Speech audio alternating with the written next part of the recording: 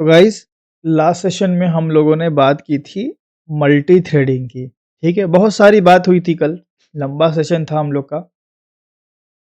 Multi threading का introduction हुआ, multi threading क्या होता है, मल्टीटास्किंग क्या होता है, थ्रेड क्या होता है ना, मल्टी थ्रेडिंग को अचीव करने के तरीके क्या क्या होते हैं, वो सब बातें हम लोगों ने किया था। आज हम लोग उसी टॉपिक को आगे बढ़ाते हुए सबसे पहले बात करेंगे सिंक्रोनाइजेशन की, क्योंकि हम लोग थ्रेड्स बनाना सीख गए थे। ठीक है, एंड थ्रेड की नेमिंग भी देख लिया था, बहुत सारी चीज़ें देख ली थी हम लोगों ने। आज सबसे पहले हम लोग बात करेंगे सिंक्रोनाइजेशन, या सिंक्रोनाइजेशन से पहले हम लोग बात कर लेते हैं रेस कंडीशन की। ठीक है, रेस कंडीशन बड़ा ही इंपॉर्टेंट टॉपिक है, इंटरव्यू में बहुत ज़्यादा पूछे जाने वाला टॉपिक। ठीक है, रेस कंडीशन क्या होता है? रेस कंडीशन, रेस कंडीशन आप कह सकते हो कि एक ऐसी कंडीशन होती है मल्टी थ्रेडेड इन्वायरमेंट में, ठीक है, जहां पे एक से ज़्यादा थ्रेड एक कॉमन डेटा को साइमल्टेनियसली चेंज करते हैं। उसकी वजह से आउटपुट हमें अनएक्सपेक्टेड आता है। मतलब कहने का मतलब ये है कि भाई दो थ्रेड हैं, दो थ्रेड क्या कर रहे हैं, एक सेम रिसोर्स को चेंज कर रहे हैं। ठीक है, मान लो 1,00,000 बार ये कर रहा है, ठीक है, और 1,00,000 बार ये कर रहा है। ठीक है, दोनों 1,00,000 बार कर रहे हैं, तो आउटपुट आना चाहिए 2,00,000। ठीक है, लेकिन अगर 2,00,000 से कम आउटपुट आए, दोनों थ्रेड आपस में ओवरलैप कर जाएं, तो ऐसी कंडीशन को बोलते हैं रेस कंडीशन। ठीक है, मैं आपको इसका आउटपुट इसको प्रॉपरली समझाता हूँ। ठीक है, पहले मैं लिख देता हूँ कि in Java race condition, race condition जो रेस कंडीशन है वो ऑकर होती है, occurs when more than one thread, एक से ज़्यादा thread, more than one thread is trying, ठीक है, is trying to change, is trying to change a common data. ठीक है, is trying to change a common data simultaneously, simultaneously. ठीक है, इससे दिक्कत क्या होगी? And then and then output of the program, output and then output of the program might be, जरूरी नहीं होता, आ भी सकता है सही आउटपुट और गलत भी आ सकता है, माइट बी अनएक्सपेक्टेड, मतलब आपको डिजायर रिजल्ट नहीं मिलता है। ऐसी ही कंडीशन को रेस कंडीशन बोलते हैं। ठीक है, जब एक मोर देन वन थ्रेड एक कॉमन डेटा को या कॉमन रिसोर्स को साइमल्टेनियसली चेंज करता है, जिसकी वजह से जो आउटपुट है वो हमें अनएक्सपेक्टेड आता है, इसी कंडीशन को हम रेस कंडीशन बोलते हैं। मैं आपको एग्जांपल के तौर पे दिखाता हूँ, एकदम क्रिस्टल क्लियर हो जाएगा सारी चीज़ें। देखो, मेरे पास यहाँ पे मान लो उम उम, एक क्लास बना लेते हैं हम यहाँ पे। एक क्लास मान लो मेरे पास अकाउंट नाम की है, ठीक है? एक अकाउंट नाम की क्लास है, एंड एक क्लास मान लो मेरे पास है थ्रेड नाम की, ठीक है? रिफेक्ट कर लेते हैं या माई थ्रेड कर लेते हैं, क्योंकि थ्रेड नाम की तो इनबिल्ट क्लास है, फिर माई थ्रेड कर लिया। ठीक है, अकाउंट है, माई थ्रेड है, 5 को डिलीट कर लेते हैं। ध्यान से बिल्कुल समझना, ठीक है? तभी बात समझ में आएगी। अकाउंट जो मेरे पास है, अकाउंट के पास मेरे पास एक स्ट्रिंग है, एक म्यूटेबल स्ट्रिंग है जिसको मैं चेंज कर सकता हूँ। इम्यूटेबल नहीं बनाऊँगा, मैं म्यूटेबल बनाऊँगा। म्यूटेबल में मैंने इसमें बना लिया प्राइवेट स्ट्रिंग बिल्डर, ठीक है? String builder SB is equal to new string builder, मैंने स्ट्रिंग बिल्डर बनाया, ठीक है? एंड स्ट्रिंग बिल्डर में मैंने कुछ नहीं रखा भाई, खाली रख दिया, ठीक है? कुछ नहीं, अभी इसके अंदर कुछ भी नहीं है, खाली है। फिर मैंने क्या किया, इसमें एक मेथड बनाया, पब्लिक वॉइड चेंज नाम का मैंने एक मेथड बना दिया, जिससे मैं इस स्ट्रिंग बफर में चेंजेस परफ़ॉर्म करूँगा। क्या चेंजेस परफ़ॉर्म करूँगा भाई? स्ट्रिंग बिल्डर का नाम रख देते हैं एसबी, और इस एसबी में मैं क्या करूँगा, जब मैं चेंज मेथड एक बार कॉल करूँगा तो इसमें अपेंड होगा, मान लो एक ए। एक बार कॉल करेंगे तो एक बार अपेंड होगा, 2 बार कॉल करेंगे तो 2 बार अपेंड होगा, तो 1,00,000 बार कॉल करेंगे तो 1,00,000 बार अपेंड हो जाएगा। देन दूसरा मेथड एक बनाऊँगा मैं, पब्लिक स्ट्रिंग, या मैं बोल दूँ इसकी लेंथ निकाल लेता हूँ ना, लेंथ निकाल लेता हूँ। पब्लिक इंट साइज़ नाम का मेथड बना लूँगा, और यहाँ से मैं रिटर्न कर लूँगा, return return string builder dot a, length, ठीक है? इसकी लेंथ मैंने रिटर्न कर ली। ठीक है, कोई दिक्कत इस क्लास में? सिंपल सी क्लास मैंने बनाई। Any doubt? एक अकाउंट है, उसके पास एक स्ट्रिंग बिल्डर है, जिसका और उसका एक मेथड है जो इस स्ट्रिंग बिल्डर में ए को अपेंड करता है, और एक मेथड है जो इसकी हमें साइज़ देता है। ठीक है ना?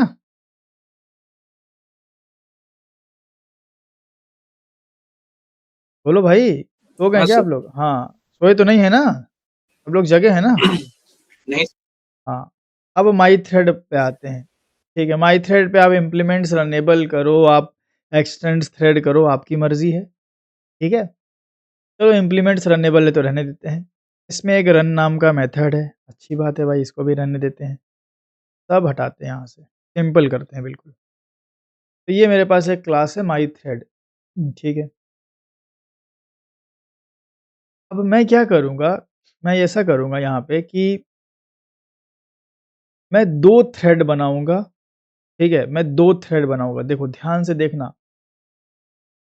मैं 2 थ्रेड बनाऊँगा इस माई थ्रेड के ऑब्जेक्ट पे, 2 थ्रेड बनाऊँगा। देखो कैसे बनेगा 2 thread?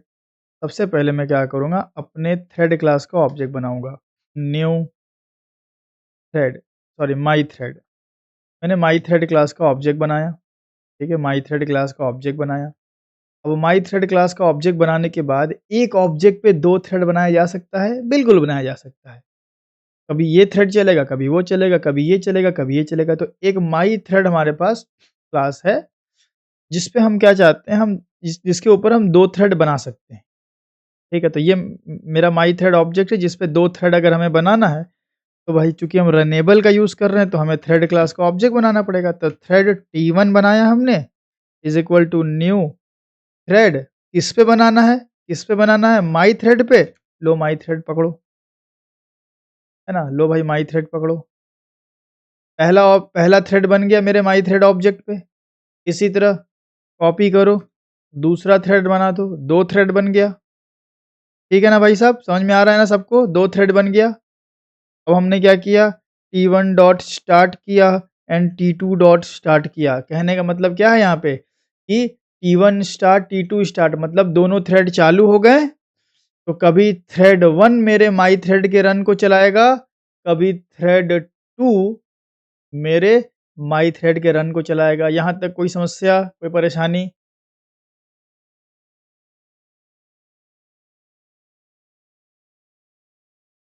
Any doubt till here?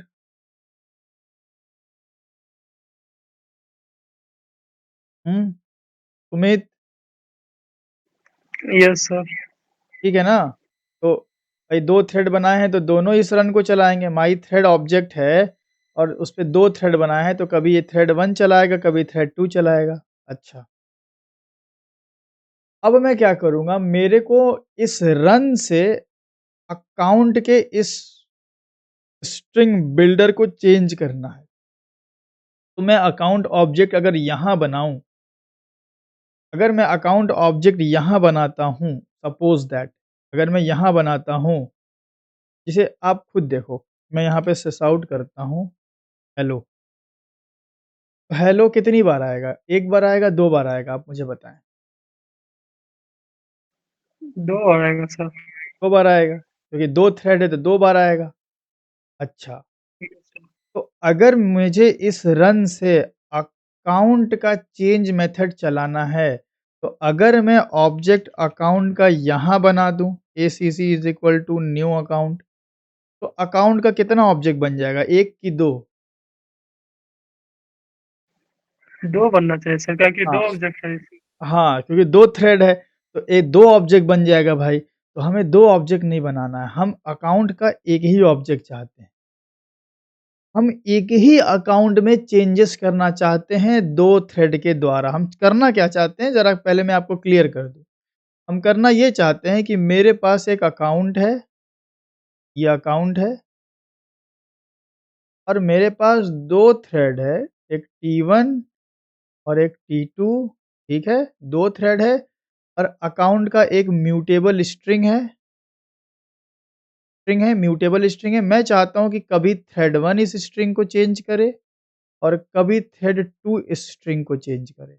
मतलब बारी-बारी ये इसमें चेंजेस हो। कभी थ्रेड 1 करे, कभी थ्रेड 2 करे, कभी थ्रेड 1 करे, कभी थ्रेड 2 करे। तो ये मेरा T1 थ्रेड है, ये मेरा T2 थ्रेड है। कभी T1, कभी T2, कभी T1, कभी T2 ये चेंज करे सेम अकाउंट के स्ट्रिंग को, ना कि अपने-अपने। तो इस हिसाब से थ्रेड तो 2 बनना चाहिए, बट अकाउंट का ऑब्जेक्ट कितना बनना चाहिए, 1 कि 2? एक ही अकाउंट बनना चाहिए ऑब्जेक्ट सर। एक ही बनेगा सर। 1 ही बनना चाहिए, पर यहाँ बनाने से 2 बन रहा है। इसका मतलब हम यहाँ अकाउंट का ऑब्जेक्ट नहीं बनाएँगे।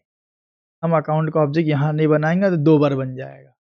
हम क्या करना क्या चाह रहे हैं, हम ये आपको दिखाना चाह रहे हैं कि अगर जब 2 थ्रेड एक ऑब्जेक्ट के किसी रिसोर्स फॉर एग्ज़ाम्पल किसी स्ट्रिंग को, रिसोर्स में कुछ भी हो सकता है, स्ट्रिंग हमारे केस में, हम ये दिखाना चाहते हैं कि 2 थ्रेड जब किसी कॉमन स्ट्रिंग को एक साथ चेंज करता है तो रेस कंडीशन आती है। तो इस चीज़ को दिखाने के लिए ये इन्श्योरिटी बहुत ज़रूरी है कि थ्रेड T1 और थ्रेड T2 दोनों सेम ही रिसोर्स को चेंज करें और हमारे केस में सेम रिसोर्स तब आएगा जब अकाउंट का सेम ऑब्जेक्ट होगा फॉर बोथ।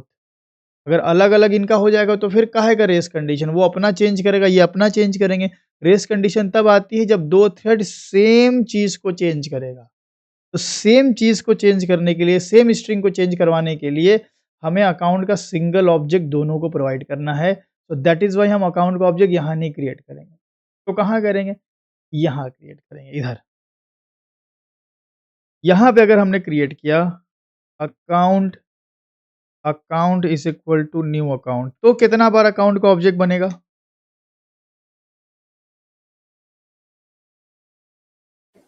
एक बार सर। की बार बनेगा, ठीक है। अब ये अकाउंट का ऑब्जेक्ट में माई थ्रेड का जो ऑब्जेक्ट मैंने बनाया, माई थ्रेड का भी एक ही ऑब्जेक्ट है। लो भाई माई थ्रेड को दे दिया। तो अब इसके कंस्ट्रक्टर के थ्रू मैं ये इधर पा देखो जब भी हम ऑब्जेक्ट बनाने के दौरान इसमें कुछ वैल्यू डालते हैं तो ये कंस्ट्रक्टर में जाता है। तो मेरे पास तो भाई कंस्ट्रक्टर इस तरह का है ही नहीं, तो एक कंस्ट्रक्टर बना लो, क्रिएट कंस्ट्रक्टर। ये कंस्ट्रक्टर बन गया। तो अब आप बताओ कि 1 मिनट यार। अब आप बताओ कि जैसे ही मेरा ऑब्जेक्ट बनेगा थ्रेड का, माई थ्रेड का, तो अकाउंट का ऑब्जेक्ट यहाँ आ जाएगा? यस हाँ सर। सर, आ आ जाएगा। जाएगा। अब हम उसको उठा करके ऊपर एक अकाउंट टाइप की फ़ील्ड बना दें और इसी में डाल दें। कैसे? This dot account is equal to account ऐसे। तो अब अगर आप देखेंगे तो माई थ्रेड का एक ही ऑब्जेक्ट बन रहा है। माई थ्रेड का एक ही ऑब्जेक्ट बना है। तो जब माई थ्रेड का ऑब्जेक्ट बन रहा है, उस दौरान हम क्या कर रहे हैं? अकाउंट का ऑब्जेक्ट उसमें डाल दे रहे हैं। इसको ऊप्स की भाषा में क्या बोला जाता है? क्या कर रहे हैं यहाँ पे हम? Inheritance, polymorphism. Polymorphism, abstraction, composition, association, encapsulation क्या है यहाँ पे? पॉलीमॉर्फिज़्म कहाँ है भाई? पॉलीमॉर्फिज़्म कहाँ दिख गया आपको? Sir obstruction obstruction sir. कहाँ स्ट्रक्चर सर। कहाँ एब्स्ट्रैक्शन है? क्या छुपाए हैं हम? कहाँ हम नेसेसरी डिटेल को कॉल कर रहे हैं? एब्स्ट्रैक्शन तब होता है जब हम एब्स्ट्रैक्ट मेथड को कंपाइल टाइम पे चेक करवाते हैं। कंस्ट्रक्टर से ये सर एब्स्ट्रैक्शन सर के लिए एसोसिएशन सर एसोसिएशन है। एब्स्ट्रैक्शन के लिए एब्स्ट्रैक्ट मेथड चाहिए, कहाँ एब्स्ट्रैक्ट मेथड है? नहीं सर, कंस्ट्रक्टर बोल रहे हैं। हाँ, कंस्ट्रक्टेड, यहाँ पे एसोसिएशन हो रहा है। एक ऑब्जेक्ट की ज़रूरत जब दूसरे की हो एक ऑब्जेक्ट को जब दूसरे ऑब्जेक्ट की ज़रूरत होती है और वो हम एक्सप्लिसिटली भेजते हैं, तो उसको एसोसिएशन बोलते हैं। खैर चलो, रिवाइज़ करो अच्छे से, इसीलिए बोल रहे हैं, ऐसे ही घुमाएगा इंटरव्यू में, ठीक है? तो ये हमारा हो गया हमारा एक अकाउंट का ऑब्जेक्ट बना, एक माई थ्रेड का ऑब्जेक्ट बना और माई थ्रेड के अंदर अकाउंट आकर के बैठ गया यहाँ पे। अब अगर मैं अकाउंट डॉट करूँ चेंज को, तो अगर मान लो थ्रेड 1 रन को चलाएगा और थ्रेड 2 रन को चलाएगा, तो चेंज मेथड कितनी बार चलेगा? 1 बार कि 2 बार? 2 बार सर 2 बार चलेगा, ठीक है। Yes, लेकिन हाँ, ये तो 2 बार चलेगा, लेकिन आप ये बताएँ कि ऑब्जेक्ट अकाउंट का कितनी बार बनेगा? क्या दोनों सेम ही ऑब्जेक्ट के चेंज को कॉल करेंगे या अलग-अलग ऑब्जेक्ट के चेंज को कॉल करेंगे? सेमी ऑब्जेक्ट का same sir. Object same resource को चेंज करेंगे। हाँ, समस्या हम लोग की खत्म हो गई। अच्छा, अब मैं क्या करूँगा, जब ये दोनों थ्रेड मेरे चल जाएँगे, तो मैं नीचे आके अकाउंट के इस स्ट्रिंग बफर की लेंथ चेक करूँगा कितनी आई भाई, ठीक है? तो सस आउट करते हैं, क्योंकि दोनों ने चेंज किया, एक बार इसने एक बार उसने, तो हम देखें भाई कि कितनी लेंथ आई। तो गेट मेथड क्या था? साइज़ नाम का मेथड था, तो साइज़ मेथड चला लिया, तो हम लोग को साइज़ पता चल जाएगी। कितनी साइज़ आएगी अभी? 2 आएगी सर 2 आएगी? चलिए देखें, 2 तो नहीं आना चाहिए भाई, 0 आ रही है। सर मेन मेथड वेट नहीं कर रहा है सर इसीलिए हाँ, हाँ, वेट लगाने पर ठीक हो जाएगा। मेन थ्रेड वेट नहीं कर रहा है, तो T1 को जॉइन कराओ, बोलो कि मेन रुके रहो जब तक T1 काम ना खत्म कर ले, फिर T2 को जॉइन करो, बोलो मेन जब तक T2 काम, मतलब दोनों जब तक काम ना खत्म कर लें तब तक रुके रहो, फिर आगे बढ़ो। तो 2 आया। 2 आ रहा है, इस बात का सबूत है कि ये रन मेथड हमारा अलग-अलग थ्रेड के लिए एक-एक दफ़ा चल रहा है और दोनों सेम ही अकाउंट के स्ट्रिंग को चेंज कर रहा है, जिससे हमें 2 मिल रहा है। ठीक है, ये इतना प्रोग्राम सबको समझ में आ गया? हाँ सर अच्छा, अब हम क्या करेंगे, ज़रा बढ़ाएँगे, हम एक बार नहीं करेंगे, हम चेंज करते हैं 2 लाख बार। तो अगर मैं एक लूप लगाऊँ int i is equal to 1 से लेके i less than equal to इकाई, दहाई, सैकड़ा, हज़ार, 10,000, लाख, हाँ? और i plus plus ones tens वाला से ज़्यादा मज़ा इसमें आता है ना, इकाई, दहाई में। चलो खैर, तो ये हो गया हमारा। अब यहाँ पे जो लूप है वो 1 लाख बार चलेगा। तो अगर थ्रेड 1 भी इस मेथड को चला रहा है, थ्रेड 2 भी इस मेथड को चला रहा है, तो लूप टोटल कितनी बार चलना चाहिए? 2 लाख 2 चलना लाख 2 चाहिए। लाख। थ्रेड 1 चलाएगा भाई 1 लाख बार इसको और थ्रेड थ्रेड 2 भी 1 लाख बार चलाएगा, है ना? सेम ऑब्जेक्ट को जब आप 2 थ्रेड से एक्सेस कराते हो, तो दोनों का अपना-अपना थ्रेड स्टैक बनता है, जिसमें ये मेथड एक उधर भी चलेगा और एक इधर, मतलब दोनों थ्रेड के लिए अलग-अलग ये मेथड चलेगा। तो यहाँ पे 2 लाख बार चलना चाहिए। 2 लाख बार चलने का मतलब है कि चेंज कितनी बार होना चाहिए? 2 लाख बार होना चाहिए। 2 लाख चेंज होने का मतलब साइज़ 2 लाख आनी चाहिए। लेकिन अब ऐसा भी तो होगा भाई, जब 1 लाख बार आप कर रहे हो, मतलब आप कैसा कर रहे हो? ऐसा कर रहे हो आप कि एक T1 और एक T2, अब थ्रेड शेड्यूलर है, थ्रेड शेड्यूलर से आप बोल रहे हो कि T1 को चलाओ एंड T2 को चलाओ, ठीक है? ये थ्रेड शेड्यूलर है। अब थ्रेड शेड्यूलर कभी T1 चला रहा है, कभी T2 चला रहा है, ठीक है? यार थोड़ा-सा लेटेंसी का इश्यू आ रहा है लग रहा है। काम करते हैं, पेन चेंज करते हैं। अभी ठीक है। हाँ, तो थ्रेड T1 कभी चल रहा है, कभी T2 चल रहा है। अब ये T1 जब 1 लाख बार चलेगा, ठीक है? 1000, 10,000, लाख, और ये भी 1 लाख बार चलेगा, तो हो सकता है ना कि भाई जब ये 1 लाख बार चल रहा है, ये 1 लाख बार चल रहा है, तो उसमें से कुछ ऐसा भी वक़्त आए, जहाँ पे ये दोनों एक साथ ही पहुँचे इस स्ट्रिंग को चेंज करने के लिए एकदम सेम टाइम पे? इस बात की संभावना है? हाँ सर। तो जब एकदम सेम टाइम पे पहुँचेंगे ना, एकदम सेम टाइम पे, तो स्ट्रिंग जो है वो एक ही बार अपेंड होगी, कोई एक विन होगा, स्ट्रिंग तो एक ही बार अपेंड होंगी। लेकिन लूप तो चल चुका है ना इनका। मान लो i की वैल्यू 100 पे, i की वैल्यू 100 पे थ्रेड ओवरलैप किया। तो लूप चलने के बाद मेथड कॉल हो रहा है या मेथड कॉल होने के बाद लूप चल रहा है? पहले लूप मेथड चलने के बाद मेथड कॉल हो रहा है सर। हाँ, पहले तो लूप चल रहा है ना भाई, पहले i की वैल्यू 100 हो जाएगी, देन ना अपेंड मेथड है। आप देखें लूप चलने के बाद ना मेथड चल रहा है। तो i की वैल्यू 100 हुई थ्रेड T1 के लिए, i की वैल्यू 100 हुई थ्रेड T2 के लिए भी।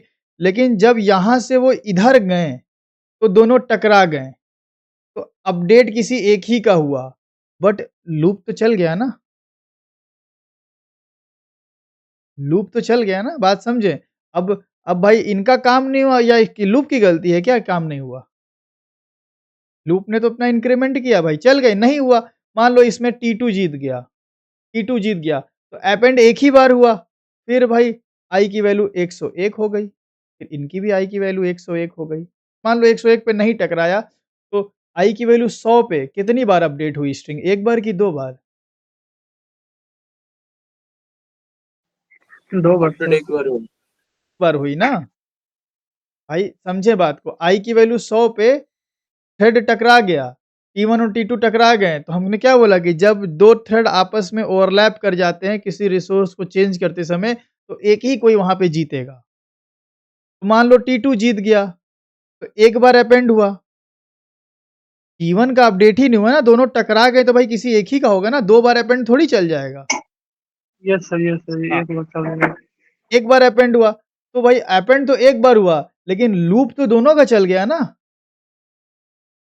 ये भी 100 से 101 पे आया, ये भी 100 से 101 पे आया, तो i की वैल्यू 100 पे अपडेट एक ही बार हुआ, लेकिन लूप दोनों का चल गया। अब यही है समस्या। हम एक्सपेक्ट कर रहे हैं कि 1 लाख बार इसका भी अपडेट हो, 1 लाख बार इसका भी अपडेट हो, लेकिन मान लो अगर 100 दफ़ा टकराव हो गया, तो आउटपुट तो कम आएगा ना, 2 लाख तो आएगा नहीं। तो वही हमें उसी टकराव को बोलते हैं रेस कंडीशन। देखिए, जावा एप्लीकेशन कितना बार आया? 1,18,841। अच्छा, फिर से देखें, 1,26,115। देख रहे हो कितने थ्रेड टकरा रहे हैं? 2 लाख आ ही नहीं रहा। कभी-कभी ऐसा हो सकता है कि 2 लाख भी आ जाए। 1,18,000। 1 मिनट, हमने थोड़ा जल्दी-जल्दी चला दिया, काउंट हो गया। 1,06,000। 2 लाख आएगा ही नहीं क्या भाई? कितना लिया हमने? हाँ, 1 लाख लिया ना। 2 लाख बहुत कम चांस है कि आएगा, क्योंकि 1-1 लाख में तो भाई टकरा ही जा रहा है वो। देख रहे हो ना? भाई 2 लाख नहीं आ रहा है ना हमें? हाँ सर, नहीं आ रहा। हाँ, अब ये 2 लाख नहीं आ रहा। इसी को देखो, हमने आपको प्रैक्टिकली दिखाया रेस कंडीशन। इसी को बोलते हैं रेस कंडीशन, कि जब 2 थ्रेड, एक से ज़्यादा थ्रेड किसी एक कॉमन रिसोर्स को म्यूटेट करते हैं, चेंज करते हैं, तो वहाँ पे रेस कंडीशन आती है। इसीलिए म्यूटेबल स्ट्रिंग में के 2 वेरिएंट बनाए गए थे, string buffer and string builder. ठीक है, मैं उसको समझाता हूँ, लेकिन पहले मैं मल्टी थ्रेडिंग की भाषा में इसका इलाज बता दूँ। मल्टी थ्रेडिंग की भाषा में इसका इलाज ये है कि जब 2 थ्रेड किसी रिसोर्स को एक साथ चेंज कर रहे हैं, तो आपको क्या करना है? आपको क्या करना है? उस रिसोर्स में कुछ ऐसा करना है कि 2 थ्रेड कभी भी साथ में उसको चेंज ही ना कर पाएँ। उसके लिए इसका सॉल्यूशन होता है सिंक्रोनाइज़ेशन। इसका सॉल्यूशन क्या होता है भाई? इसका सॉल्यूशन होता है, यहाँ इधर लिखता हूँ। इसका सॉल्यूशन होता है सिंक्रोनाइज़ेशन। सिंक्रोनाइज़ेशन क्या होता है? सिंक्रोनाइज़ेशन हम लोग इसको कहते हैं, सिंक्रोनाइज़ेशन का मतलब वो ये होता है कि जब एक से ज़्यादा थ्रेड किसी कॉमन रिसोर्स को चेंज करने की कोशिश करता है, तो मौका सिर्फ़ एक ही थ्रेड को दिया जाता है, बाकी को वेट पे रखा जाता है। मतलब आप बोल सकते हो कि अगर एक थ्रेड किसी एक रिसोर्स को चेंज कर रहे हैं, तो बाकी थ्रेड कूदेंगे नहीं भाई, वेट पे रहेंगे। मैं इसका लिख देता हूँ सिंक्रोनाइज़ेशन का मतलब क्या है? If if if more then one thread more than one thread is trying to change a resource R. If more than one thread is trying to change a resource R, then then at that time then at that point of time point of time one thread only can change and other other other has to wait for current thread. समझ में आया बात क्या लिखा हमने?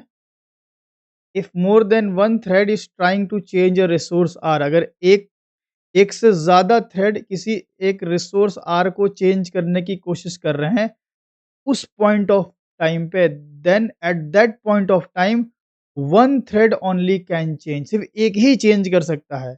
And other thread has to wait for the current thread, तो current thread change कर रहा है उसका वेट करेंगे। मतलब एक कोई आपका रिसोर्स है, एक कोई आपका रिसोर्स है, अगर वो सिंक्रोनाइज़ नहीं है, तो कई सारे थ्रेड एक साथ अंदर घुस सकते हैं इसको चेंज करने।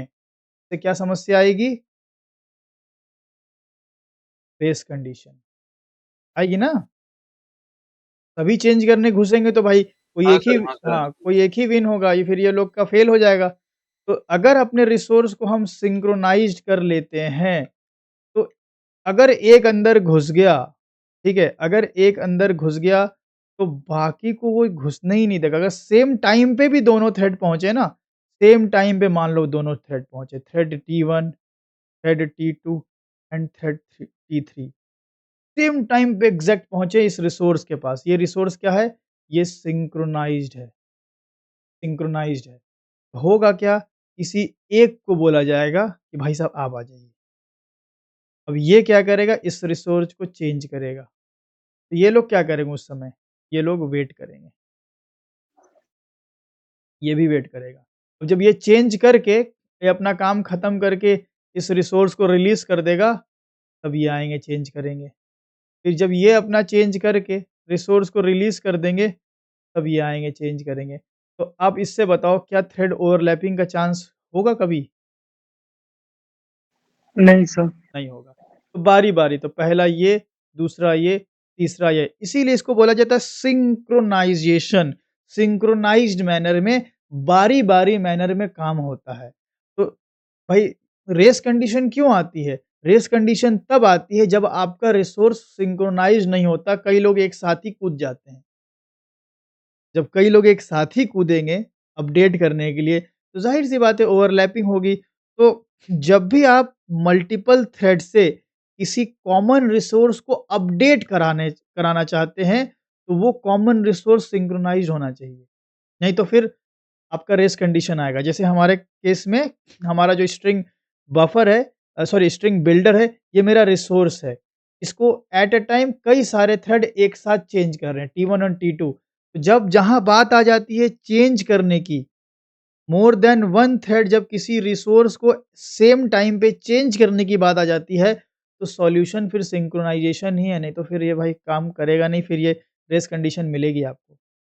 तो हम क्या कर सकते हैं, हम बजाय स्ट्रिंग बिल्डर के यूज़ करने के, हम स्ट्रिंग बफर यूज़ कर सकते हैं। हमने आपको बताया था स्ट्रिंग बफर क्या है? सिंक्रोनाइज़्ड है। स्ट्रिंग स्ट्रिंग बफर का जो अपेंड मेथड है, वो भी आप देखेंगे सिंक्रोनाइज़्ड है। ठीक है? सिंक्रोनाइज़्ड कीवर्ड लगा है। सिंक्रोनाइज़्ड का मतलब ये हो गया कि थ्रेड T1 और T2 अब क्या कभी भी एक साथ इस अपेंड मेथड को चला सकते हैं या एक चलाएगा तो दूसरा वेट करेगा? 1 बाय 1 एक चलेगा सर। चलाएगा तो दूसरा वेट करेगा सर। कभी भी थ्रेड ओवरलैपिंग होगी नहीं और आपको 2 लाख नेट मिलेगा हर बार। देखो, अब कोई भी रेस कंडीशन ऑकर नहीं हो रही, ठीक है ना? प्रॉपर 2 लाख। तो यही हमने बताया था कि जब मल्टी थ्रेडेड एनवायरनमेंट में आपके स्ट्रिंग को मल्टीपल थ्रेड के द्वारा चेंज किया जाता है, तो उसके लिए आप स्ट्रिंग बफर यूज़ करेंगे और सिंगल थ्रेडेड एप्लीकेशन है तो स्ट्रिंग बिल्डर यूज़ करेंगे। कांसेप्ट क्लियर हुआ ना? बफर बिल्डर का भी देखो रियल टाइम आपने देख लिया। Yes sir. यही यस सर। फ़र्क था। तो ये तो स्ट्रिंग आपने क्या किया स्ट्रिंग बफर को, ठीक है? स्ट्रिंग बफर यूज़ कर लिया तो आपका काम हो गया। मान लीजिए अगर स्ट्रिंग बिल्डर ही यूज़ कर रहे हैं, तो आप चाहें तो इस चेंज मेथड को भी सिंक्रोनाइज़ बना सकते हैं, कुछ तरह ऐसे। पहले क्या हो रहा था, अगर स्ट्रिंग बफर बनाएँगे, तो अपेंड मेथड सिंक्रोनाइज़ है ना, चेंज मेथड सिंक्रोनाइज़ नहीं था ना? चेंज मेथड सिंक्रोनाइज़ हाँ था सर। या अपेंड मेथड सिंक्रोनाइज़्ड है? स्ट्रिंग बफर के केस में अगर हम स्ट्रिंग बफर बना दें। अपेंड था अपेंड, सर। तो कहन अपेंड है इसका मतलब ये हुआ कि अपेंड में 2 साथ में नहीं घुस सकते। लेकिन मान लो बिल्डर है, अब आपने अपेंड लगाया है, तो एप बिल्डर का अपेंड जो है वो सिंक्रोनाइज़ थोड़ी है देखो। तो अब ये हुआ कि भाई इसमें 2 एक साथ घुस नहीं सकते है हैं। सर। हाँ, हम क्या करेंगे हम अपने ही मेथड को सिंक्रोनाइज़ कर दें। तो अब चेंज मेथड में ही 2 बार नहीं घुस सक 2 लोग एक साथ घुस ही नहीं सकते। मान लो T1 T2 एक साथ आया ना अगर चेंज करने, तो एक ही को मौका दिया जाएगा और दूसरे को वेट पे रखा जाएगा। तो ये भी एक तरीका है कि आप ऐसे भी कर सकते हैं। ठीक है? तो रेस कंडीशन क्या हुआ कि जब एक से ज़्यादा थ्रेड किसी रिसोर्स को चेंज कर रहा है, तो उस केस में आपको अनएक्सपेक्टेड रिज़ल्ट देखने को मिलेगा। सॉल्यूशन है इसका सिंक्रोनाइज़ेशन। सिंक्रोनाइज़ेशन ये एन्श्योर करता है कि एट अ टाइम आपका थ्रेड एक मतलब एट अ टाइम आपका रिसोर्स एक ही थ्रेड के द्वारा चेंज हो। ठीक है? बारी-बारी मौका दिया जाए। अब नया टॉपिक हम यहाँ शुरू करते हैं सिंक्रोनाइज़ेशन। चल हेडिंग डालते हैं सिंक्रोनाइज़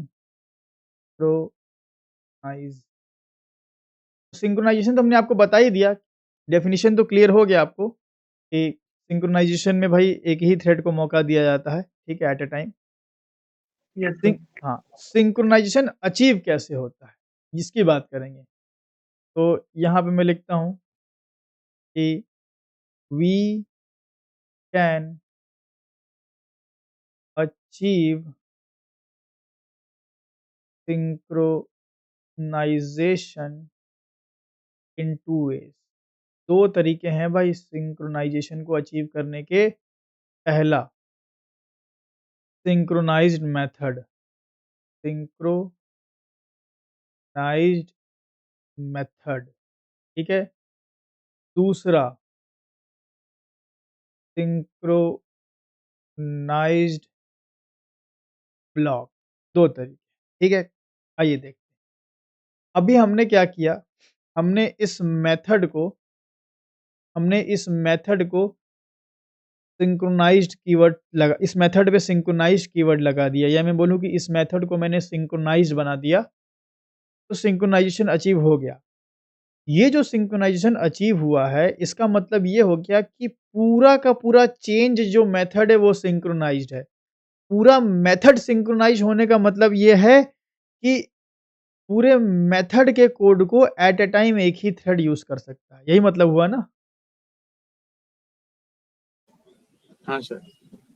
तो सिंक्रोनाइज़्ड मेथड का जो तरीका होता है, उसमें पूरा का पूरा मेथड ही सिंक्रोनाइज़ हो जाता है। पूरा का पूरा मेथड ही सिंक्रोनाइज़ हो जाता है, तो इसको हम लोग बोलते हैं ब्रॉड स्कोप। कि भाई ब्रॉड है, थोड़ा ज़्यादा एरिया को सिंक्रोनाइज़ करता है, पूरे के पूरे मेथड ही को सिंक्रोनाइज़ कर देता है। सिंक्रोनाइज़्ड ब्लॉक हम यूज़ करते हैं कस्टम स्कोप के लिए। आपको भाई आपका मेथड है, आपके उस मेथड में एक ही 2 लाइन है जिसको सिंक्रोनाइज़्ड करना है। अच्छा, सिंक्रोनाइज़ जिस चीज़ को किया जाता है, जिस लाइन ऑफ कोड को सिंक्रोनाइज़ किया जाता है, उसको बोलते हैं क्रिटिकल कोड। जैसे हमें हमें मान लो एक आपको एग्ज़ाम्पल बताते हैं, मान लो हुँ, यहाँ पे हम सिंक्रोनाइज़ अगर नहीं लगाते, ठीक है? अगर हम सिंक्रोनाइज़ यहाँ पे न लगाएँ, तो ज़ाहिर-सी बात है कि हमें रेस कंडीशन देखने को मिलेगी। रेस कंडीशन देखने को मिल रही है। अब यहाँ पे एक वेरिएबल है, मैं आपको समझाता हूँ, यहाँ पे एक वेरिएबल है, int count is equal to 0, ठीक है? Int count is equal to 0 या मैं लिखता हूँ int overlapping is equal to 0, ठीक है?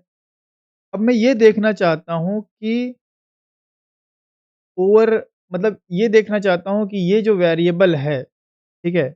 अब मुझे पहले ये बताएँ कि ये जो ओवरलैपिंग है, जो हम इंक्रीमेंट कर रहे हैं, ये कितनी बार इंक्रीमेंट होगा?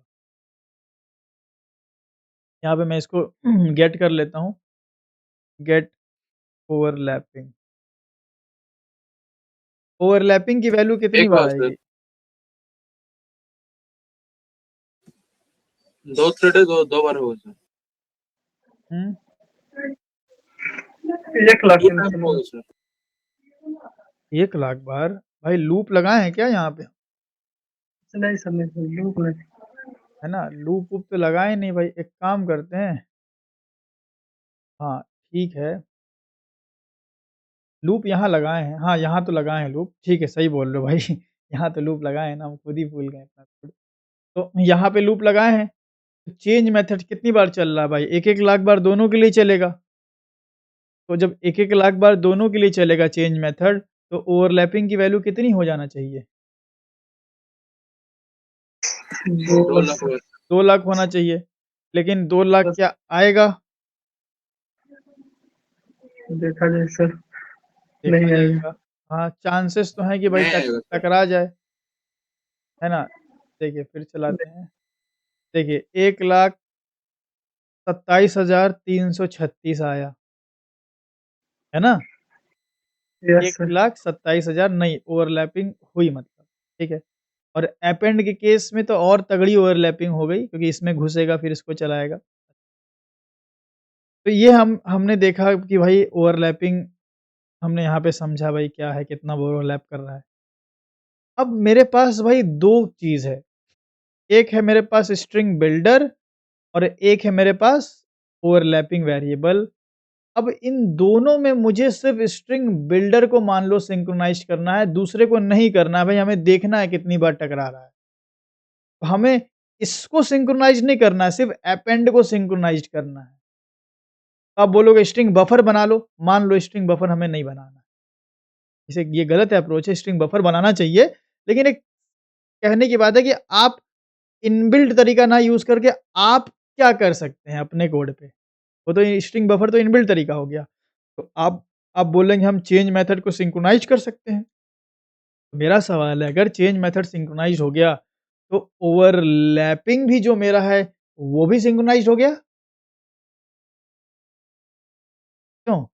हाँ सर। तो सर, दोनों में 2 लाख आएगा। लेकिन हमें मेरा क्रिटिकल कोड कौन-सा है? ओवरलैपिंग मेरा क्रिटिकल कोड है या अपेंड मेरा क्रिटिकल कोड है? क्रिटिकल कोड उसको बोलते हैं जहाँ पे मुझे सिंक्रोनाइज़ेशन करना है।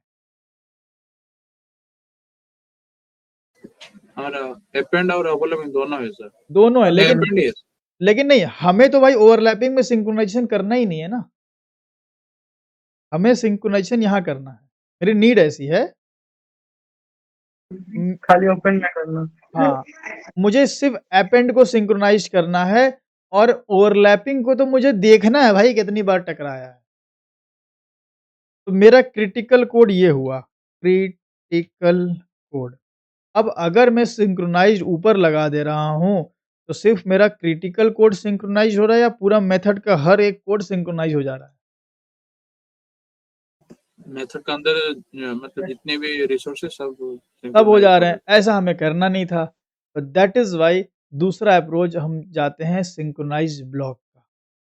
सिंक्रोनाइज़्ड ब्लॉक में क्या है, मैं यहाँ सिंक्रोनाइज़ नहीं लगाता हूँ, सिंक्रोनाइज़ यहाँ लगा देता हूँ। ठीक है, ऐसे। और यहाँ एसबी अपेंड को इसके अंदर डाल दूँगा, ठीक है? क्या ध्यान से, यहाँ डाल दिया। और मैंने इसको ये बोला देखो सिंक्रोनाइज़्ड हमेशा किसी पर्टिकुलर ऑब्जेक्ट को किया जाता है, तो मैं यहाँ पे बोलूँगा दिस कीवर्ड लगा दूँगा। अब कहने का इसका क्या मतलब हुआ? इसका मतलब ये हुआ कि जब ध्यान देना, जब T1 और T2 दोनों चेंज मेथड को चलाते हैं, ठीक है? तो चेंज मेथड जो T1 और T2 दोनों के द्वारा चलाया जा रहा है, दोनों का ऑब्जेक्ट सेम है या अलग-अलग है? ऑब्जेक्ट सेम है सर अकाउंट। है ना? सेम है। T1 और T2 को दोनों को सेम ऑब्जेक्ट मिला है। तो मान लो T1 और T2 मान लो साथ ही में चेंज में घुसे। मान लो साथ में घुसे, T1 भी साथ में घुसा, T2 भी साथ में घुसा। दोनों साथ में घुसे, किसको चेंज करने? अकाउंट को चेंज करने, है ना? एक अकाउंट ऑब्जेक्ट को। अकाउंट ऑब्जेक्ट को चेंज करने दोनों साथ ही में घुसे। चेंज मेथड में घुसे भाई। यहाँ पे टकराव हो गया T1 T2 का, T1 और T2 का टकराव हो गया, ठीक है?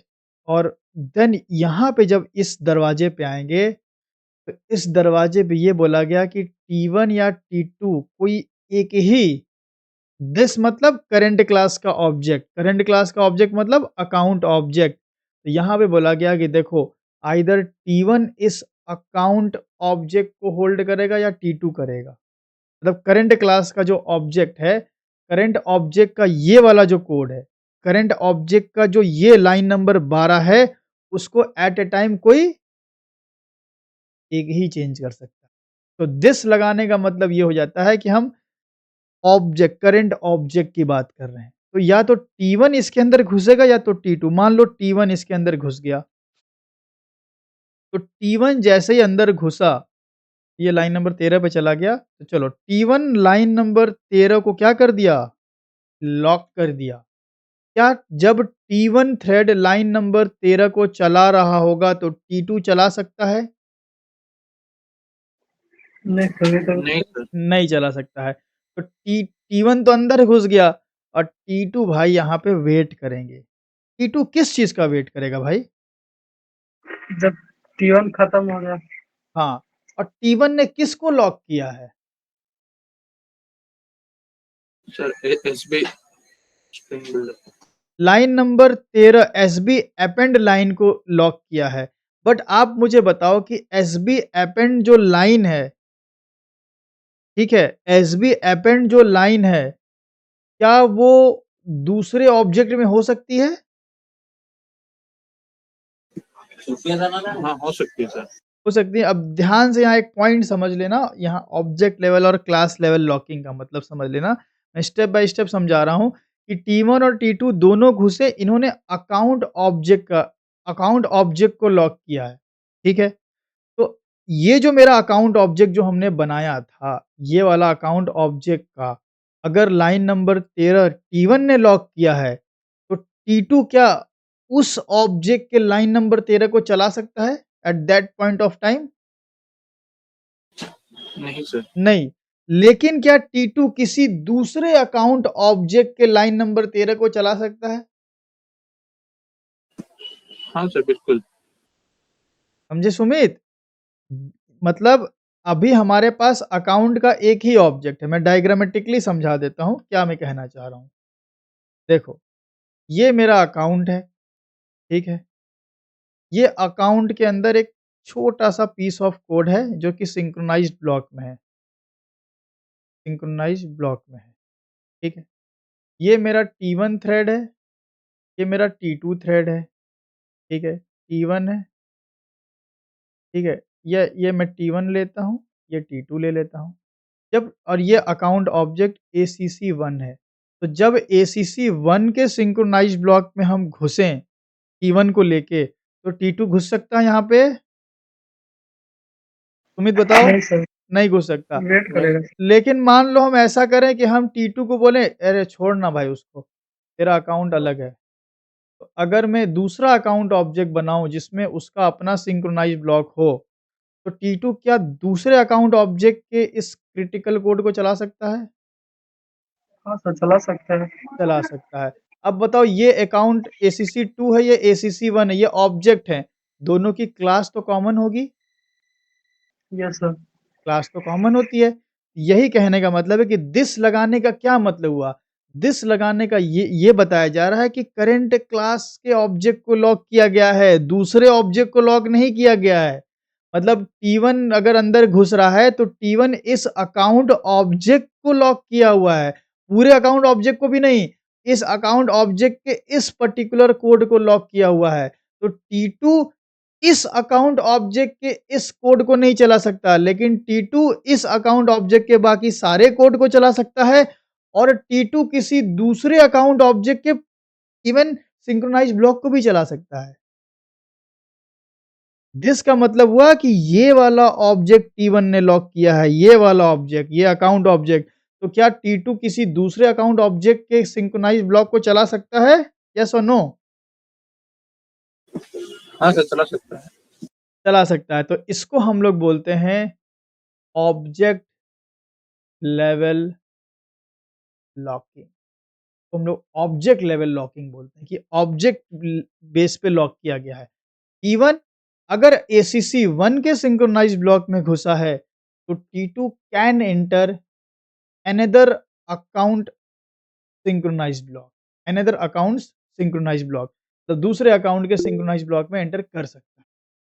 कहिए। सर अलग अलग ऑब्जेक्ट हम मतलब भेज देंगे तो मतलब सिंक्रोनाइज का लगाने का कोई मतलब उसका काम ही कुछ नहीं रहा ना सर। नहीं, ऐसा सिनेरियो हो सकता है ना, मान लो कि 4 थ्रेड है, 2 थ्रेड 2 थ्रेड एसीसी 1 पे काम कर रहा है, 2 थ्रेड एसीसी 2 पे काम कर रहा है। अब हाँ सर, तभी मतलब यूज होगा सर। हाँ, तो होगा ना, तो 2 थ्रेड अगर एसीसी 2 थ्रेड अकाउंट 1 पे चल रहे हैं, तो हम चाहेंगे कि 2 थ्रेड अकाउंट 1 को एक साथ चेंज ना कर पाएँ और 2 थ्रेड अकाउंट 2 पे चल रहे हैं, ना? तो 4 थ्रेड वाले केस में तो हो जाएगा ना, यूज़ पड़ेगा ना?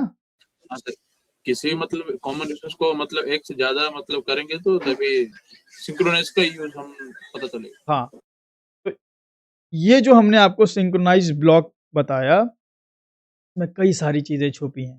पहली चीज़, ये आपके कस्टम स्कोप को सपोर्ट करता है, मतलब आपका पूरा मेथड आपका सिंक्रोनाइज़ नहीं है, सिर्फ़ ये इतना कोड सिंक्रोनाइज़्ड है।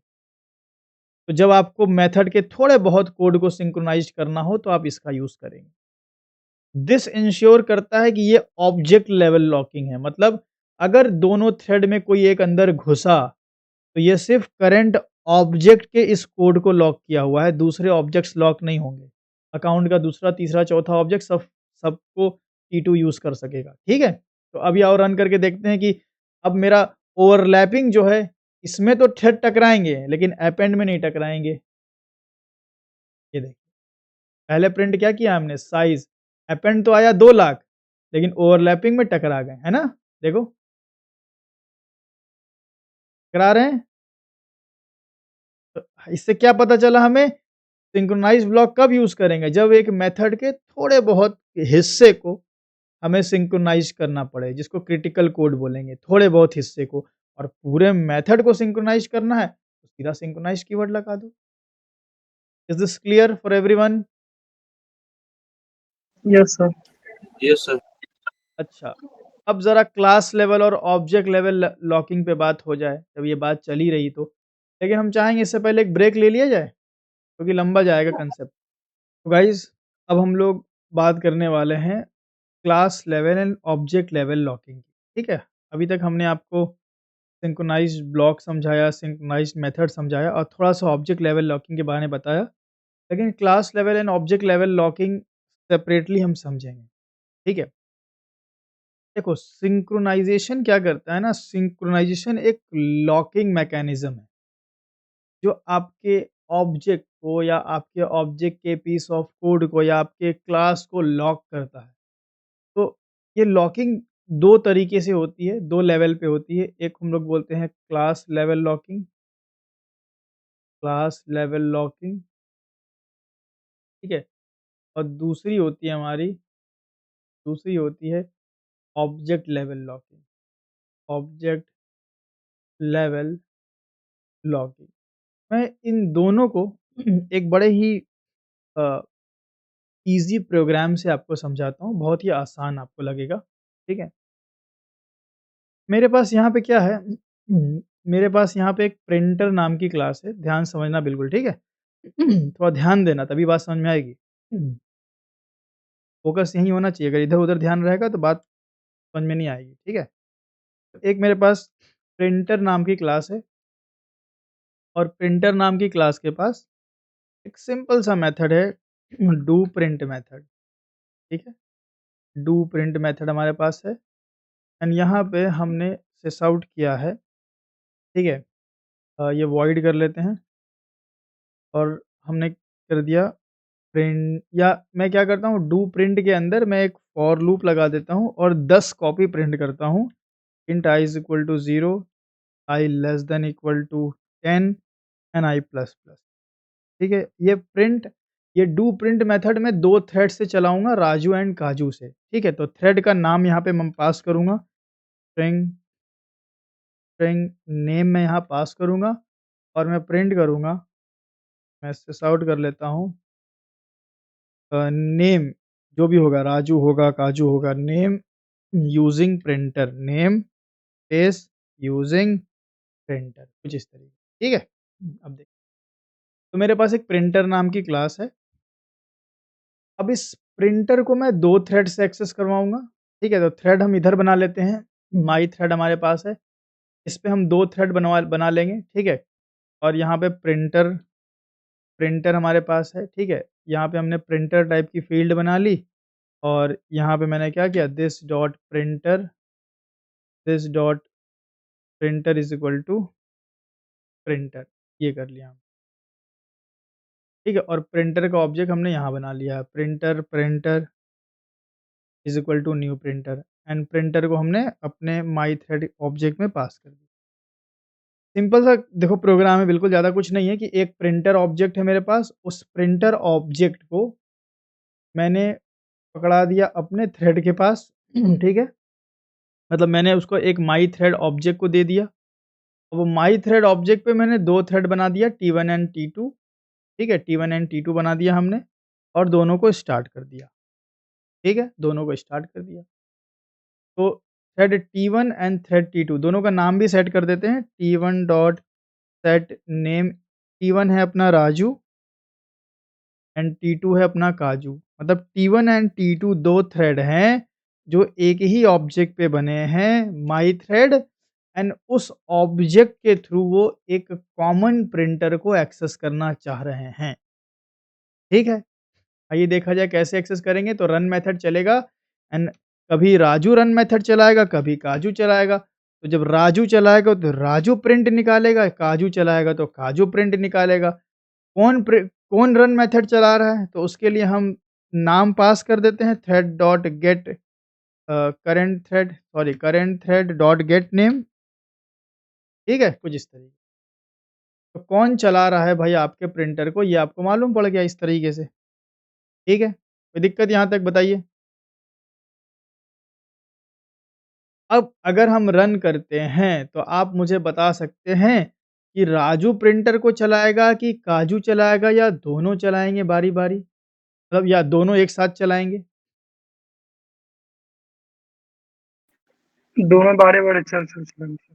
मतलब पहले राजू का काम हो जाएगा, फिर काजू का होगा या राजू काजू ऐसा होगा? नहीं सर, दोनों साथ में। साथ में चलेंगे क्योंकि यहाँ पे सिंक्रोनाइज़ेशन नहीं है। ज़ाहिर-सी बात है कि माई थ्रेड जो ऑब्जेक्ट है, इस पे 2 थ्रेड बना है राजू एंड काजू, तो कभी राजू रन को चलाएगा, कभी काजू रन को चलाएगा, ठीक है? तो राजू, काजू जब दोनों रन को चला रहे हैं, ठीक है? और रन मेथड से जो मेथड कॉल किया जा रहा है वो सिंक्रोनाइज़्ड नहीं है, तो राजू भी प्रिंटर चलाएगा, काजू भी चलाएगा, देखिए। और मैं क्या करता हूँ अच्छे आउटपुट के लिए मैं 1 प्रिंट होने के बाद 1 सेकंड का डिले करवाता हूँ, ठीक है? तो जो भी थ्रेड इसको चला रहा है थ्रेड डॉट स्लीप कर लेता हूँ फॉर 1 सेकंड, ठीक है? 1 सेकंड के लिए इसको सुलाएँगे ट्राई कैच में डाल के। अभी देखिए राइट क्लिक करेंगे रन ओहो! क्या कॉन्फ़िगरेशन नहीं करना था। राइट क्लिक करके सीधा run as Java application, run as Java application देखिए।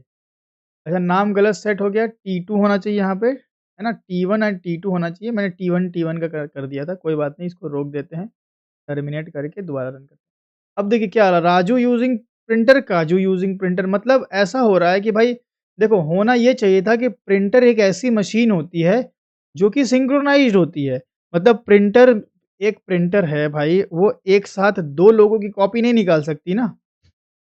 भाई 10 कॉपी मैं गया प्रिंटर से निकलवाने, 10 कॉपी आप गए निकलवाने, तो भाई पहले मेरी 10 निकलेगी फिर आपकी 10 निकलेगी ना, तो ऐसा तो नहीं होगा कि मेरी 1 निकले, फिर आपकी 1 निकले, फिर मेरी 1 फिर आपकी, ये तो सही तरीका नहीं है भाई। प्रिंटर को अब कमांड दिया जाएगा 2 कंप्यूटर से, तो वो किसी एक कंप्यूटर के कमांड को पहले एग्ज़ीक्यूट करेगा ना, हाँ सर, है ना? बिल्कुल। एक ही प्रिंटर कई सारे सिस्टम से जुड़े हुए होते हैं, तो 10 लोग अगर साथ ही प्रिंटर चला दें, तो प्रिंटर सिंक्रोनाइज़्ड होता है। देखो सिंक्रोनाइज़्ड और नॉन सिंक्रोनाइज़्ड दोनों ही काम के हैं। कुछ सिनेरियो में सिंक्रोनाइज़ेशन अच्छा होता है, कुछ सिंक्रोनाइज़ेशन में नॉन सिंक्रोनाइज़ेशन अच्छा होता है। एग्ज़ाम्पल के तौर पे अगर एक प्रिंटर है और वो कई सारे सिस्टम से जुड़ा है, तो प्रिंटर को आप क्या बनाना चाहेंगे? सिंक्रोनाइज़ या नॉन सिंक्रोनाइज़्ड? हाँ, सिंक्रोनाइज़ सर। सिंक्रोनाइज़्ड। लेकिन ये प्रिंटर नहीं है, यहाँ पे एक वीडियो है और कई सारे सिस्टम से एक साथ इस वीडियो को प्ले किया जा रहा है, तो क्या आप चाहेंगे कि सब में एक साथ प्ले हो जाए या बारी-बारी प्ले हो? ये नॉन सिंक्रोनाइज़ करना पड़ेगा सर। हाँ, क्योंकि सब में एक साथ प्ले हो तो ज़्यादा अच्छा है ना, यूट्यूब पे मेरे वीडियोज़ डले हुए हैं, अगर एक बंदा देख रहा है तो बाकी लोग वेट थोड़ी करते हैं कि जब सुमित देख लेंगे तो हम देखेंगे। भाई सबको एक साथ दिखाया जाता है वीडियो। तो कुछ ऐसे रिसोर्सेस होते हैं जो नॉन सिंक्रोनाइज़्ड हो तो बेहतर है, कुछ ऐसे रिसोर्सेस होते हैं जो सिंक्रोनाइज़्ड हो तो बेहतर है, ठीक है? ये यूज़ केस पे डिपेंड करता है कि भाई कैसा यूज़ है वैसा आप बनाएँगे। तो प्रिंटर का जो हमने एग्ज़ाम्पल लिया, प्रिंटर को तो सिंक्रोनाइज़ होना चाहिए। तो यहाँ पे आप देख रहे हैं कि राजू भी प्रिंट निकाल रहा है, काजू भी निकाल रहा है, कभी काजू निकाल रहा है, कभी राजू निकाल रहा है, तो मेरा प्रिंटिंग जो है, वो मशीन जो है वो मिक्स्ड कंटेंट रिलीज़ कर रही है। तो इसके लिए अब मुझे भाई लॉकिंग मैकेनिज़्म का यूज़ करना पड़ेगा। लॉकिंग मैकेनिज़्म मतलब सिंक्रोनाइज़ेशन का यूज़ करना पड़ेगा। लॉकिंग सिंक्रोनाइज़ेशन एक लॉकिंग मैकेनिज़्म है। लॉकिंग मैकेनिज़्म या सिंक्रोनाइज़ेशन का हमें यूज़ करना होगा। अब सिंक्रोनाइज़ेशन में हम ऑब्जेक्ट लेवल लॉकिंग भी कर सकते हैं, क्लास लेवल लॉकिंग भी कर सकते हैं। जैसे कि अगर मैं यहाँ पे सिंक्रोनाइज़्ड कीवर्ड लगाऊँ, ठीक है? ध्यान समझना, अगर मैंने यहाँ पे सिंक्रोनाइज़्ड कीवर्ड लगाया, तो अब ये जो मेरा मेथड है, वो सिंक्रोनाइज़्ड हो गया। सवाल ये है कि ये मेरा इंस्टेंस मेथड है या स्टैटिक मेथड है? इंस्टेंस मेथड है। इंस्टेंस मेथड है। तो जब आप किसी इंस्टेंस मेथड पे सिंक्रोनाइज़्ड कीवर्ड लगाते हैं, तो ये सिंक्रोनाइज़ेशन एप्लाई होगा उस पर्टिकुलर ऑब्जेक्ट पे। जैसे कि यहाँ पे हम कर रहे हैं प्रिंटर डॉट डू प्रिंट। तो मान लो कि T1 या राजू है ना, अब हमारा राजू और काजू दोनों थ्रेड एक साथ पहुँचे डू प्रिंट पे। ये जो डू प्रिंट मेथड है वो कौन से ऑब्जेक्ट का मेथड है? कौन से ऑब्जेक्ट का मेथड है do sir print? Printer print printer का सर। हाँ, प्रिंटर ऑब्जेक्ट का, ठीक है? प्रिंटर obj1 कर लेता हूँ, ठीक है? तो अगर मान लो कि अंदर राजू को मौका दिया गया क्योंकि सिंक्रोनाइज़्ड कोई एक ही घुसेगा, तो मान लो राजू अंदर घुसा। तो राजू के अंदर घुसने का मतलब ये हुआ कि काजू वेट करेगा। अच्छा, राजू जो घुसा है अंदर, वो डू प्रिंट मेथड के अंदर घुसा है। कौन से ऑब्जेक्ट के? प्रिंटर ऑब्जेक्ट के, प्रिंटर ऑब्जेक्ट 1 के। अगर मैं कोई दूसरा ऑब्जेक्ट बना दूँ प्रिंटर का, तो क्या काजू किसी दूसरे प्रिंटर ऑब्जेक्ट में घुस सकता है? हाँ सर, घुस सकता है। बिल्कुल घुस यस सर। सकता है। हाँ, क्योंकि राजू ने लॉक किया है प्रिंटर obj1 के डू प्रिंट को, ध्यान रखिएगा, डू प्रिंट को। इसका मतलब ये नहीं हो गया कि राजू ने भाई जितनी भी प्रिंटर क्लास का ऑब्जेक्ट है सबको लॉक कर लिया। राजू ने सिर्फ प्रिंटर ऑब्जेक्ट 1 के डू प्रिंट को लॉक किया है। अगर कोई प्रिंटर obj2 है, प्रिंटर obj3 है, उसको थोड़ी लॉक किया है, क्योंकि ये इंस्टेंस मेथड है। इंस्टेंस मेथड ऑब्जेक्ट का मेथड होता है, तो लॉक भी ऑब्जेक्ट का मेथड होगा। ध्यान रहे, इंस्टेंस मेथड ऑब्जेक्ट का मेथड होता है, तो अगर राजू लॉक कर रहा है, तो ये ऑब्जेक्ट, पर्टिकुलर ऑब्जेक्ट का मेथड लॉक हो रहा है। तो कौन से ऑब्जेक्ट का? जो ऑब्जेक्ट बना के घुसे थे वो ऑब्जेक्ट का। कौन सा ऑब्जेक्ट? प्रिंटर ऑब्जेक्ट, ये वाला। तो अभी क्या हुआ? अगर भाई अभी तो ऑब्जेक्ट एक ही है, तो अगर राजू अंदर घुस गया तो सेम ऑब्जेक्ट के डू प्रिंट को काजू नहीं चला सकता। तो अभी आपको आउटपुट कैसे मिलेगा? सिंक्रोनाइज्ड मैनर में मिलेगा। देखिए, क्योंकि ऑब्जेक्ट एक ही है, तो भाई प्रिंटर ऑब्जेक्ट के डू प्रिंट को जब राजू ने लॉक कर लिया तो काजू भाई कहाँ जाएँ? वो रुक ही रहेंगे। अब अगर मैं ऐसा कर दूं, ध्यान रहिए ऑब्जेक्ट लेवल लॉकिंग है, उसका और बेटर तरीके से दिखाने के लिए अगर मैं एक और प्रिंटर बना दूं, प्रिंटर टेस्ट प्रिंटर, एक टेस्ट प्रिंटर है, ठीक है, ऐसा हमने बना दिया, टेस्ट प्रिंटर हमने बना दिया, ठीक है। और मैं क्या करूं यहाँ पे कि जो माई थ्रेड है, जो माई थ्रेड का ऑब्जेक्ट है, मैं उसको दोनों प्रिंटर प्रोवाइड करूं, प्रिंटर भी दूं और अपना टेस्ट प्रिंटर भी दूं। पहले प्रिंटर ऑब्जेक्ट सिर्फ देते थे, अब टेस्ट प्रिंटर भी दे रहे हैं, ठीक है। तो यहाँ पे टेस्ट प्रिंटर भी आएगा, टेस्ट प्रिंटर भी आएगा, जो कि अगेन प्रिंटर का दूसरा ऑब्जेक्ट है, ठीक है। टेस्ट प्रिंटर डाला है ना, हाँ, तो बना क्यों नहीं रहा यार ये? तो प्रिंटर, टेस्ट प्रिंटर, ठीक है, टेस्ट प्रिंटर यहाँ पे आ गया, कोई दिक्कत? यहाँ से भगाएंगे इसको तो भाई अब हमारे माई थ्रेड में कितने प्रिंटर जा रहे हैं? एक की दो? दो सर। दो प्रिंटर जा रहे हैं, दो प्रिंटर ऑब्जेक्ट जा रहे हैं। तो दोनों का भाई यहाँ पे हम बना लेते हैं, ये प्रिंटर है और एक है हमारा टेस्ट प्रिंटर, ठीक है, ये हो गया। दो ऑब्जेक्ट आ गए माई थ्रेड के पास, दो प्रिंटर आ गया। अब दोनों में दोनों के ऑब्जेक्ट डाल दिया जाए, तो प्रिंटर में प्रिंटर का ऑब्जेक्ट, टेस्ट प्रिंटर में दूसरे प्रिंटर का object, this dot test printer is equal to test printer, दोनों में प्रिंटर ऑब्जेक्ट आ गया। अब मैं क्या करूं?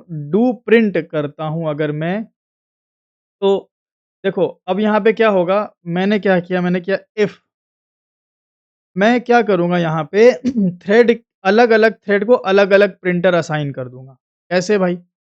देखो मैं थ्रेड का नाम थ्रेड का नाम निकालूँगा, ठीक है? थ्रेड का नाम निकालूँगा, मैंने बोला इफ अगर थ्रेड है मेरा राजू, अगर थ्रेड है मेरा राजू, तो इसको मैं पकड़ा दूँगा प्रिंटर, ये लो भाई।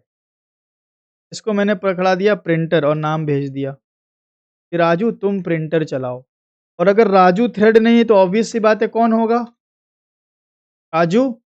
काजू को मैंने पकड़ाया टेस्ट प्रिंटर, ध्यान रखें, काजू को मैंने पकड़ाया टेस्ट प्रिंटर। अब मुझे आप बताएं कि अगर राजू प्रिंटर ऑब्जेक्ट के डू प्रिंट को इस्तेमाल कर रहा है, राजू प्रिंटर ऑब्जेक्ट के डू प्रिंट को इस्तेमाल कर रहा है, तो क्या काजू सेम प्रिंटर ऑब्जेक्ट के डू प्रिंट को यूज कर सकता है? हाँ सर, कर सकते हैं। सवाल ध्यान से सुने भाई, लिसनिंग इज वेरी इंपॉर्टेंट।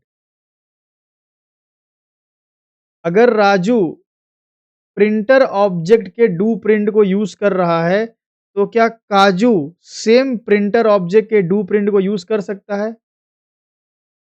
नहीं सर, सेम को नहीं कर सकता। सेम को नहीं कर सकता। अब दूसरा सवाल, अगर राजू प्रिंटर ऑब्जेक्ट के डू प्रिंट को यूज कर रहा है, तो क्या काजू टेस्ट प्रिंटर के डू प्रिंट को यूज कर सकता है? हाँ सर। हाँ सर, कर सकता है सर। कर सकता है। तो यहाँ पे बताइए कि सिंक्रोनाइजेशन हो रहा है कि नहीं हो रहा है?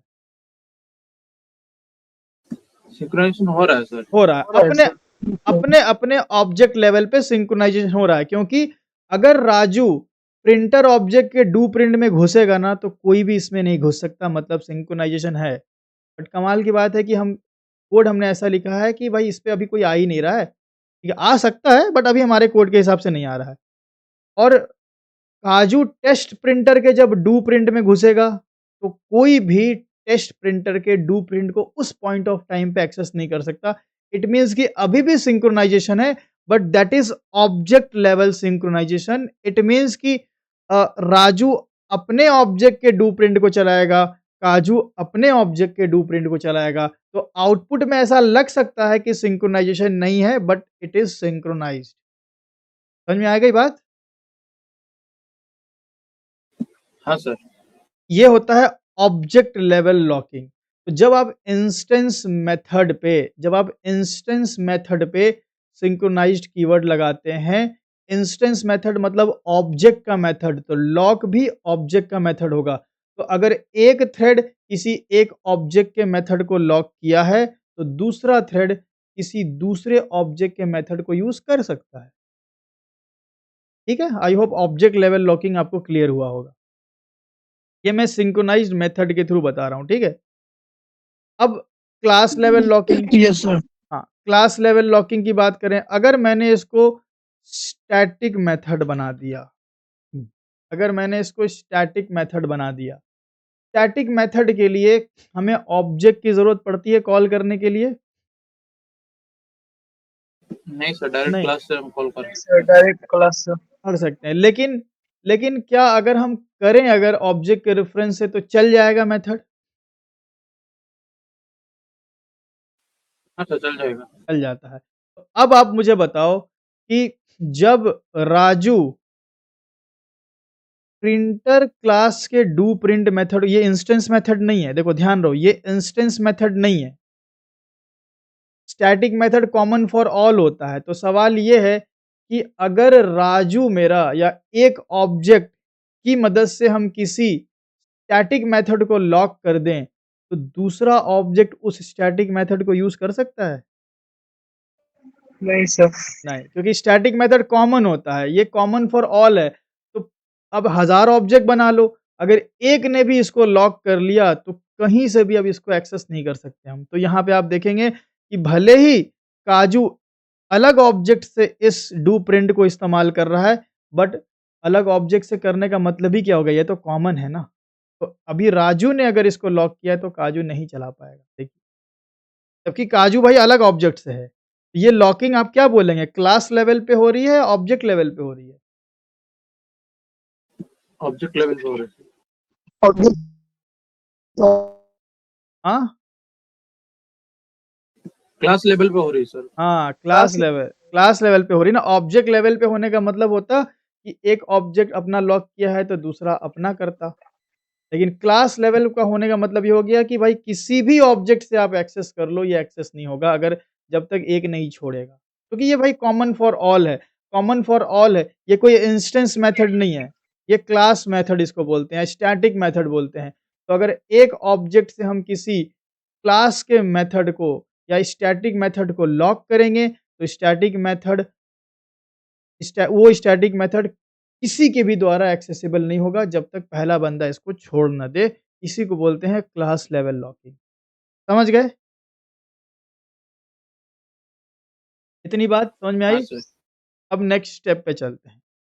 अब मान लो कि आप हाँ, अब मान लो कि आप भाई कस्टम स्कोप मतलब आप ब्रॉड स्कोप नहीं यूज़ कर रहे हो, आप कस्टम स्कोप यूज़ कर रहे हो, ठीक है? तो कस्टम स्कोप के लिए हम लगाते हैं सिंक्रोनाइज़्ड ब्लॉक, ऐसे लगा देते हैं और ये लूप इसके अंदर डाल दिया हमने, ठीक है?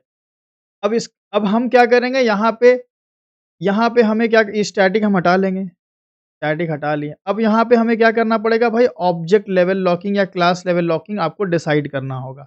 मेथड के लेवल पे मेथड के लेवल पे ऑब्जेक्ट लेवल लॉकिंग और क्लास लेवल लॉकिंग कैसे डिसाइड होती है? भाई अगर इंस्टेंस मेथड होगा, तो ऑब्जेक्ट वाला मेथड है मतलब ऑब्जेक्ट लेवल लॉकिंग होगी। स्टैटिक मेथड होगा तो कॉमन फॉर ऑल है, क्लास लेवल लॉकिंग होगी। तो स्टैटिक और नॉन स्टैटिक से ही ये डिफाइन हो जाता है कि भाई लॉकिंग कौन-सी है जब हम सिंक्रोनाइज़्ड कीवर्ड मेथड लेवल पे लगाते हैं।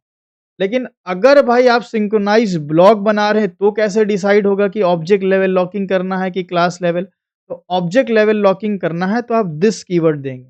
इसका मतलब ये होगा कि जैसे राजू ने प्रिंटर का डू प्रिंट चलाया, मान लो डू प्रिंट पे दोनों साथ में आ गए, ऐसा मान लेते हैं ऐसे तो हाँ, मान लो डू प्रिंट पे दोनों में साथ में आ गए, ठीक है? ये लेकिन कैसे आ सकते हैं भाई मतलब दोनों का ऑब्जेक्ट ही अलग-अलग है ना? तो पॉसिबल ही नहीं है। तो कहने का मतलब है कि मान लो राजू प्रिंटर ऑब्जेक्ट का डू प्रिंट चला रहा है, चलाया उसने, प्रिंटर ऑब्जेक्ट के डू प्रिंट को चलाया, ठीक है? और डू प्रिंट चलाने के बाद अंदर घुसा। तो ये जो कोड है, जिस कोड को हम सिंक्रोनाइज़ करना चाह रहे हैं, इसको को क्या बोलते हैं? कोड को क्या बोला जाता है? Critical code sir. हाँ, क्रिटिकल कोड, ठीक है?